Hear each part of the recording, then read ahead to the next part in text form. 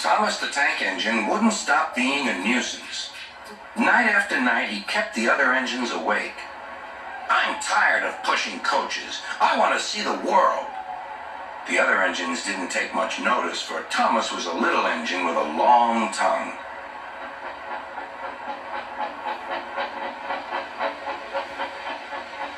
But one night, Edward came to the shed. He was a kind little engine and felt sorry for Thomas. "I've got some freight cars to take home tomorrow. If you take them instead of me, I'll push coaches in the yard." "Thank you," said Thomas. "That will be nice." Next morning, Edward and Thomas asked their drivers, and when they said yes, Thomas ran off happily to find freight cars.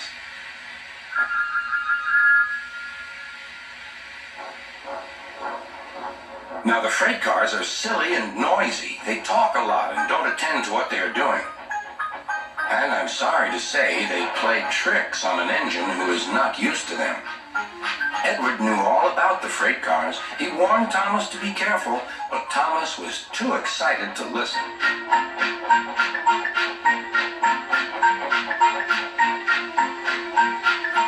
The shunter fastened the coupling, and when the signal dropped, Thomas was ready. The conductor blew his whistle. "Beep, beep," answered Thomas and started off. But the freight cars weren't ready. "Oh, oh," they screamed. "Wait, Thomas, wait." But Thomas wouldn't wait. Come on," he puffed. "All right, don't fuss. All right, don't fuss," grumbled the cars.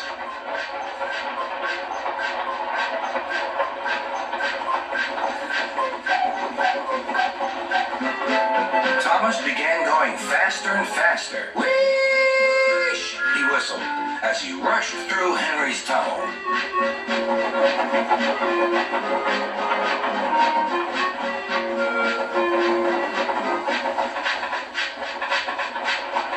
"Hurry, hurry," called Thomas.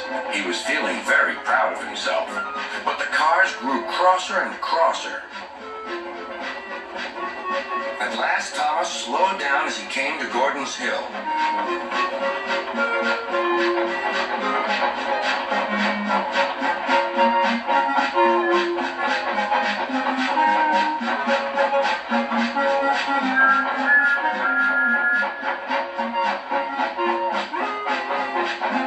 "Steady now, steady," warned the driver as they reached the top.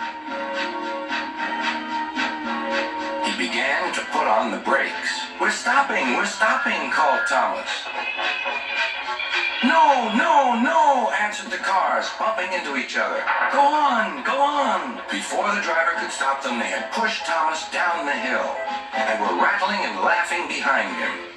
Poor Thomas tried hard to stop them from making him go too fast. Stop pushing," he hissed.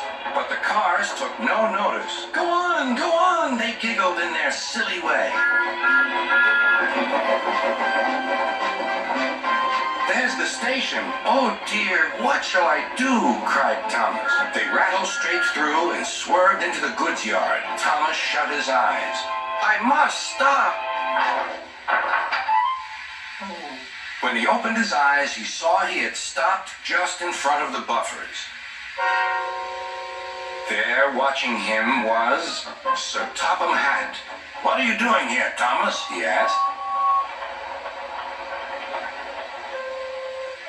"I've brought Edward's freight cars," Thomas answered.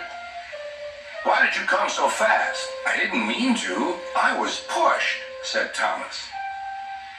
"You've got a lot to learn about freight cars, Thomas. After pushing them about here for a few weeks, you'll know almost as much about them as Edward. Then you'll be a really useful engine."